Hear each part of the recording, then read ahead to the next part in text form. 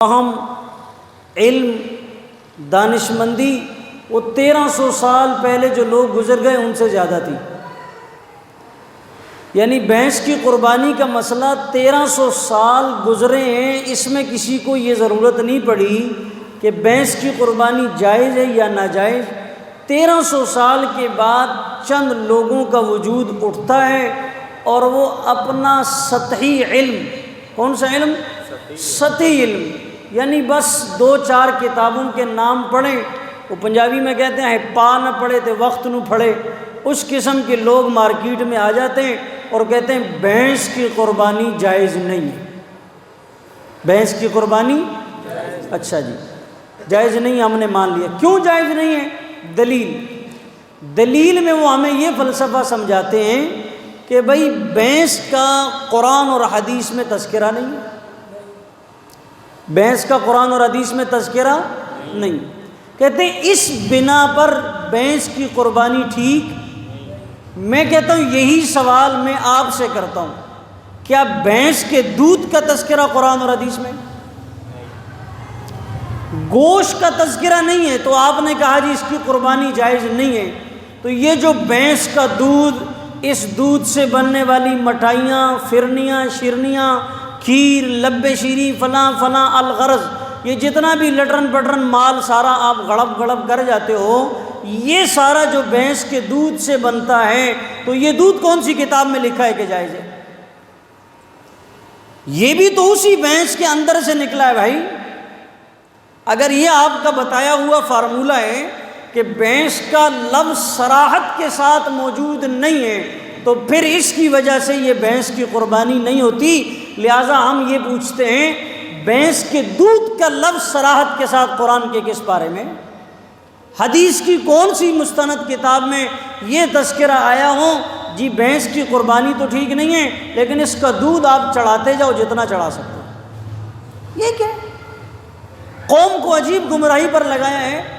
پہلی بات یہ ہے کہ جب بھی کسی ایسی چیز کو ہم حلال اور حرام ہونے کا کہتے ہیں تو اس چیز کے ساتھ جو اصل چیز ہوتی ہے مشابہت تلاش کی جائے۔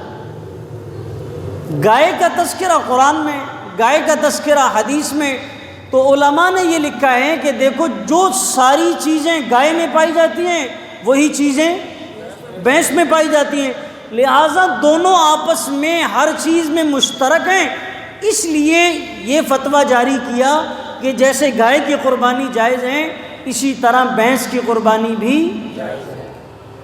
اگلا جواب یہ یاد رکھنا اپنے پاس، جو آدمی آپ کو یہ کہے کہ بھینس کی قربانی نہیں ہوتی، اس سے کہو غیر مقلدین کے وجود سے پہلے جتنے لوگ گزرے ہیں وہ صحیح مسلمان تھے یا یہ غیر مقلد صحیح مسلمان تھے؟ بہت اہم نقطہ ہے، کتابوں میں نہیں ملے گا آپ کو۔ ان سے یہ سوال کرو کہ آپ صحیح مسلمان ہو یا 1300 سال پہلے، یعنی جب تک مسلک کے غیر مقلد، اہل حدیث نہیں، اہل حدیث اگر خود کو کہیں گے تو پھر اور بہت ساری باتیں شروع ہوں گی، ان کو کہو غیر مقلد۔ اہل حدیث کا معنی ہوتا ہے جو حدیث والے ہوں، ان کا تو کوئی ایک کام حدیث کے مطابق نہیں ہے، لہٰذا غیر مقلد، کیونکہ یہ کہتے ہیں تقلید شرک ہے اس لیے ہم ان کو کہیں گے غیر مقلد۔ تو ہمارا سوال یہ ہے اگر غیر مقلد صحیح مسلمان ہیں تو 1300 سال پہلے جتنے مسلمان گزر گئے وہ صحیح نہیں تھے، یا ان کو یہ مسئلہ نہیں آتا تھا، ان کو اس بارے میں معلومات نہیں تھی۔ 1300 سال کی تاریخ میں ایک فتویٰ نہیں دکھا سکتے کسی نے بھینس کی قربانی کو ناجائز لکھا ہو۔ نبی صلی اللہ علیہ وسلم کے دور سے لے کر جب تک غیر مقلدین کا وجود نہیں تھا ایک فتویٰ نہیں بتا سکتے، ایک فتویٰ کہ اگر کسی عالم نے، کسی فقیہ نے، کسی تابعی نے، تبع تابعی نے، کسی مستند عالم نے یہ بات لکھی ہو کہ بھینس کی قربانی جائز نہیں ہے، 13 سالہ تاریخ میں یہ ایک فتویٰ نہیں دکھا سکتے۔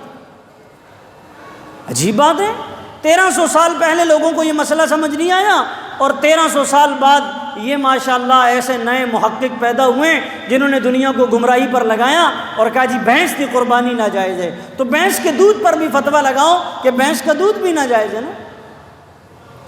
جو چیز پیشاب اور گوبر کے درمیان سے آ رہی ہو تو مزے لے لے کر پی رہے ہوتے ہیں. ادھر ایک نالی پیشاب کی ہے، ایک رگ جو ہے وہ گوبر کی ہے، درمیان والی رگ سے دودھ نکل رہا ہے، وہ تو بڑے مزے لے کر پیتے ہیں، اور قربانی کا مسئلہ آتا ہے تو کہتے ہیں کیا ہوا؟ ناجائز ہو. تو بھئی ساری باتوں کا خلاصہ یہ ہے کہ بھینس کی قربانی جائز ہے اور ڈنکے کی چوٹ پر جائز ہے.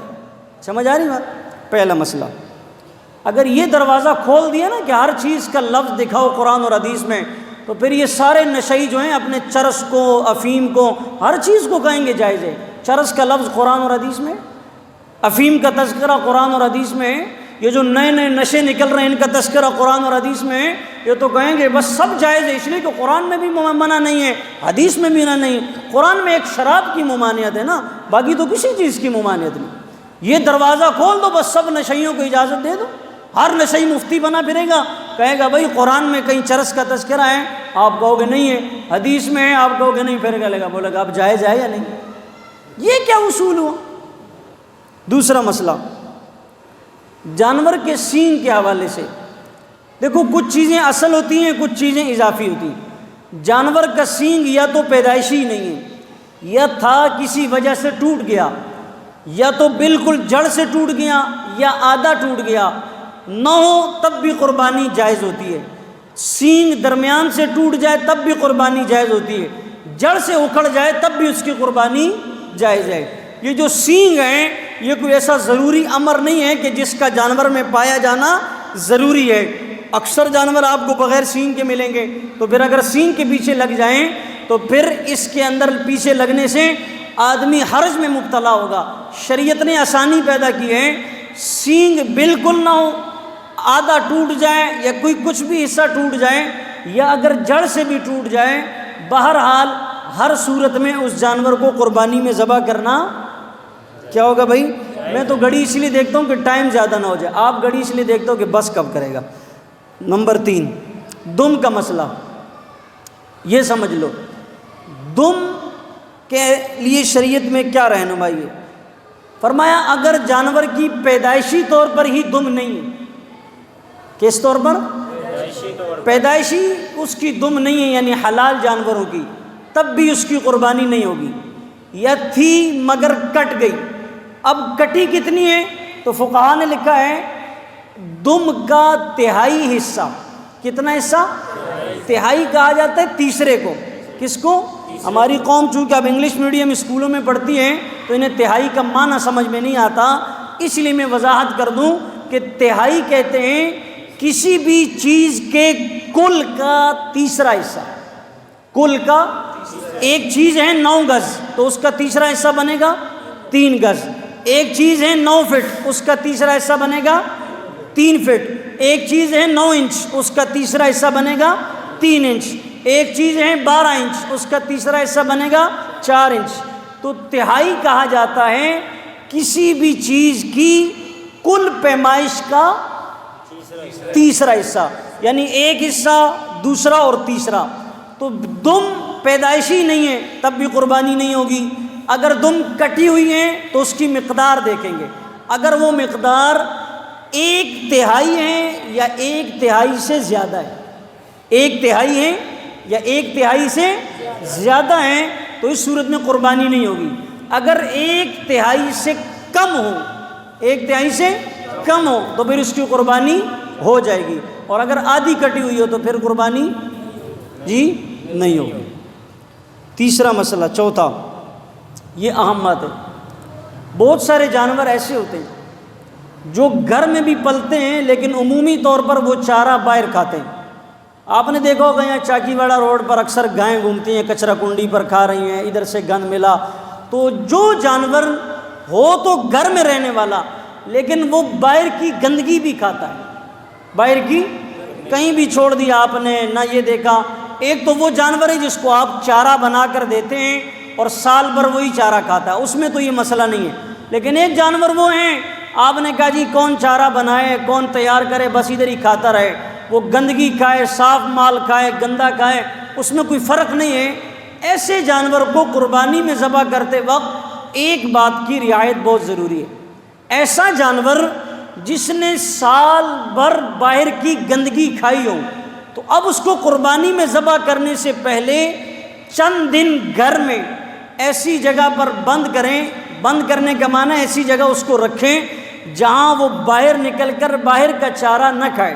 خود آپ اس کو چارہ بنا کر دیں اور وہ چارہ کھائیں، تاکہ جو اس کے پیٹ میں آنتوں کے ساتھ جو غلاظت کا تعلق اور ربط ہے وہ آپ کے پاک اور صاف ہاتھ سے بنائے ہوئے چارہ اس کے پیٹ میں جائیں، وہ اس کے خون کا حصہ بنے، اور جو پہلے والا تھا وہ بذریعہ پخانہ باہر نکل جائے. اس کے لیے کیا طریقہ کار ہے؟ تو فرمایا اگر اونٹ ہے اس نے سال کا اکثر حصہ باہر غلاظت کھائی ہے، گند کا کچرا کھایا ہے، تو آپ اس کو 40 دن باندھ کر رکھیں. کتنے دن؟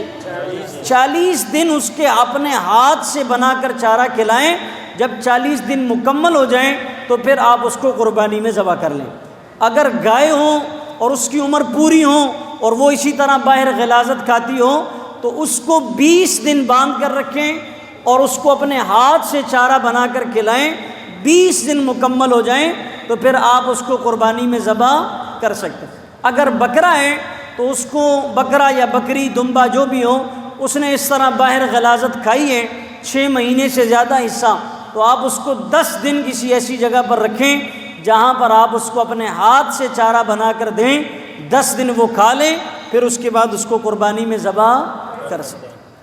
5واں مسئلہ، جانور میں لنگڑا پن آ جائے. کیا آ جائے؟ پہلی علامت یہ ہے کہ پاؤں ہی زمین پر نہیں رکھتا. پاؤں زمین پر. دوسری بات، پاؤں تو زمین پر رکھتا ہے لیکن اپنا وزن نہیں اٹھا سکتا. پہلی بات، پاؤں رکھتا ہی نہیں زمین پر. دوسری بات، پاؤں تو رکھتا ہے لیکن اپنا وزن برداشت نہیں کرتا. اور تیسری بات، اتنا لنگڑا پن اس میں آ گیا ہے کہ جس جگہ تک آپ اس کو ذبح کرنا چاہتے ہیں وہاں پاؤں کو گھسیٹتے ہوئے بھی نہیں لے جا سکتا. تو ایسے جانور کو قربانی میں ذبح کرنا جائز نہیں ہوگا. یہ جانور میں عیب ہے. جانور میں یا تو پاؤں رکھ ہی نہ سکتا ہوں، نمبر 2 یا تو اپنا وزن ہی نہ اٹھا سکتا ہوں، نمبر 3 ذبح کی جگہ تک بھی جانے سے قاصر ہیں، تو ایسے جانور کی قربانی نہیں ہو سکتی. البتہ پاؤں زمین پر رکھیں، اپنا وزن بھی برداشت کرے اور اس پاؤں کو گھسیٹتے ہوئے زمین کے ساتھ رگڑ لگا کر رہ جائیں، پھر اس کو آپ ذبح کی جگہ تک لے جاتے ہیں. اس طرح وہ جاتا ہے کہ پاؤں کو گھسیٹتے ہوئے جا رہا ہے، اپنا وزن اٹھا رہا ہے، پھر اس کو قربانی میں ذبح کر سکتے ہیں اور پھر ایسے جانور کی قربانی ہو جائے گی. نمبر 6، جانور کے کان اگر پیدائشی نہیں ہیں یا 1/3 سے زیادہ کٹے ہوئے ہیں پھر اس کی قربانی نہیں ہوگی. یا تو ہیں ہی نہیں یا 1/3 سے زیادہ کٹ گئے پھر اس کی قربانی نہیں ہوگی. البتہ بعض جانوروں کے کان چھوٹے ہوتے ہیں. چھوٹا ہونا عیب نہیں ہے، کٹا ہوا ہونا یا بالکل نہ ہونا یہ عیب کی بات ہے. دیکھو کسی کا قد بڑا ہوتا ہے، کسی کا چھوٹا ہوتا ہے، کسی کے کان بڑے ہیں، کسی کے چھوٹے، یہ قدرتی عمل ہے. لیکن اگر کسی کے کان ہی نہ ہو یہ عیب شمار ہوتا ہے. جس جانور کے کان بالکل نہ ہو یا 1/3 سے زیادہ کٹے ہوئے ہوں، ان دونوں صورتوں میں قربانی نہیں ہوگی.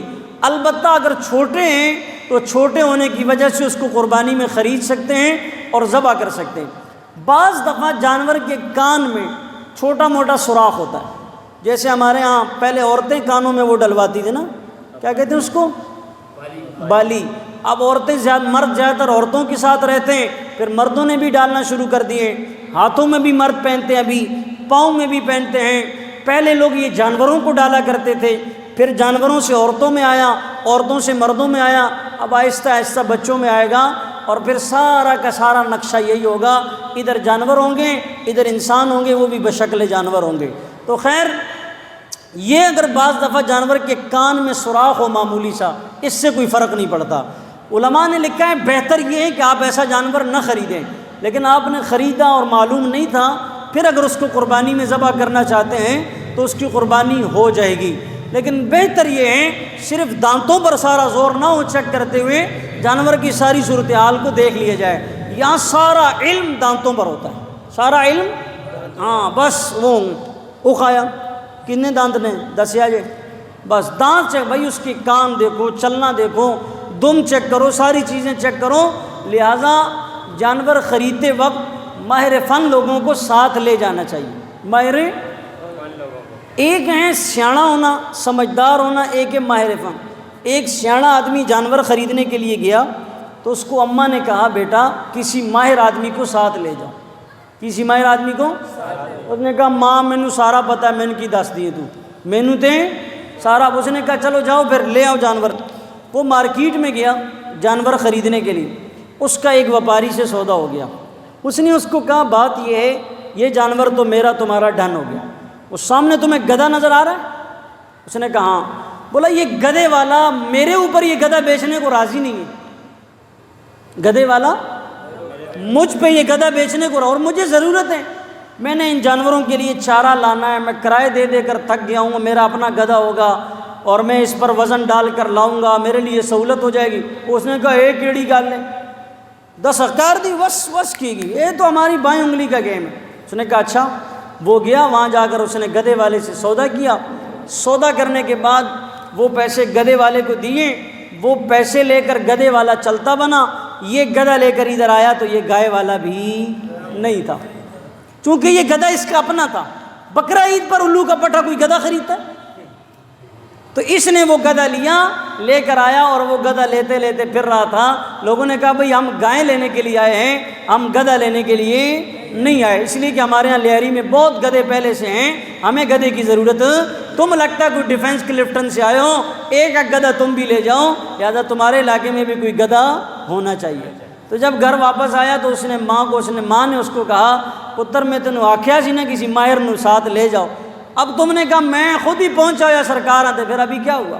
تو یہ جو زیادہ سیانے بنتے ہیں نا پھر وہ گدھے سر پر اٹھاتے ہیں، سمجھ آ گئی؟ اب وہ گدھا لے کر گھوم رہے ہیں، کوئی اس سے لینے کے لیے تیار نہیں۔ آخری مسئلہ یہی مسئلہ جانور کی بینائی کے حوالے سے، بینائی بالکل ختم ہو جائے یا تہائی حصہ ختم ہو جائے۔ اب آپ کہیں گے ہمیں کیسے پتہ چلے گا اس کا تہائی حصہ ختم ہو گیا؟ پتہ چل سکتا ہے؟ پتہ چل سکتا ہے، اسے کہتے ہیں ابو حنیفہ کی در پہ آؤ۔ ہاں، ایک ڈاکٹر اگر مشین سے چیک کر کے بتا دیتا ہے کہ آپ کی رپورٹیں لاؤ، ٹیسٹ لاؤ، بھئی توسی کادے واسطے کتاباں پڑھیاں، یہ جو تم نے یونیورسٹی میں وقت ضائع کیا ہے تو یہ کس لیے کیا ہے؟ یہ مشین پہ رکھ کے ہم بھی لے لیں اور گھر میں رکھ دیں، ماشاءاللہ سب ڈاکٹر بن جائیں، کیا خیال ہے؟ تو خیر علماء نے لکھا ہے، دیکھو آپ چارے کو رکھو۔ ہم کیسے معلوم کریں کہ جانور کی تہائی حصہ ختم ہوا ہے؟ تو آپ ایک فاصلہ متعین کرو، مثال کے طور پر 12 فٹ جگہ ہے، آپ وہاں چارہ رکھو۔ اب جانور کی ایک آنکھ جو خراب ہے اس پر پٹی باندھو اور جو صحیح ہے اسے کھلا چھوڑ دو۔ جو جانور کی ایک آنکھ خراب ہے اس پر کیا کرو؟ پٹی لگاؤ، اور جو صحیح ہے اس کو کھلا چھوڑ دو۔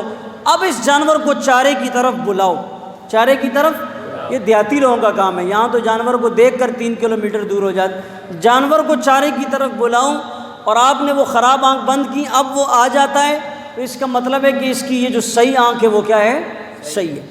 اب اس صحیح آنکھ پر پٹی لگاؤ، اب جو دوسری آنکھ خراب ہے اسے کھلا چھوڑ دو۔ اب آپ نے اسے کھلا چھوڑا، ایک حد تک جانور آیا، آگے اس کو نظر نہیں آتا۔ آپ اب اس پیمائش کا فاصلہ ناپو کہ وہ فاصلہ اگر اس جگہ کا تہائی حصہ بنتا ہے تو سمجھو اس کی نظر میں متاثر ہے، اس کی نظر کیا ہے؟ خراب ہے۔ اور اگر وہ تہائی سے کم ہے، وہ جانور قریب آتا ہے محسوس کرتا ہے کہ یہاں میرے کھانے کے لیے کچھ ہیں، اور وہ اس پیمائش کا تہائی حصہ کم ہے، تو اس کا مطلب ہے کہ اس کی نظر تہائی سے کم خراب ہے، تہائی ٹھیک ہے، کچھ نہ کچھ اس کی کم خراب۔ سمجھ آ گیا مسئلہ؟ بالکل خراب ہو جائے یا تہائی حصہ خراب ہو جائے تو ایسے جانور کو قربانی میں ذبح نہیں کر سکتے۔ اللہ تعالیٰ ہمیں ان باتوں کو سمجھنے کی توفیق۔ اللہم ربنا